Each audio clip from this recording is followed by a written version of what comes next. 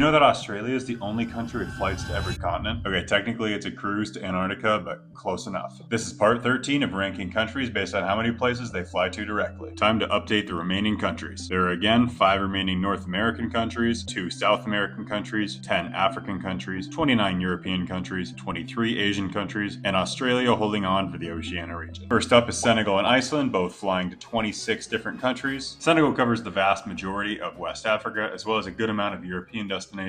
Iceland's flights can be broken up into 2 major categories, the European destinations and the North American destinations. Oh, and who can forget the 4 flights to Greenland? The next 5 countries all have 27 destinations. Like the Philippines from the last part, Indonesia largely dominates the Southeast Asia region. They mix in a rare flight to Timor-Leste, as well as going places like Uzbekistan, Egypt, and the Netherlands. Well, Aussies, you had a good run. Australia visits 27 different countries and is the first to visit all 6 continents. Plus, technically, there's a cruise to Antarctica. Fun fact, you can fly to Antarctica, but you'll have to fly there from Chile. Kazakhstan has a really balanced flight path, flying everywhere from Egypt to the UK, to Mongolia, to the Maldives, Cambodia, and much more. The majority of Algeria's flights are either straight north or straight south. There's a couple flights heading to Canada and China and the Middle East, but largely the majority are straight north or straight south. Next up is Colombia. Colombia boasts the second biggest flight path out of South America, with a very filled in map of North, Central, and South America. And they also have quite a few European destinations. Malta and Estonia are up next with 28 destinations. I think Malta's map is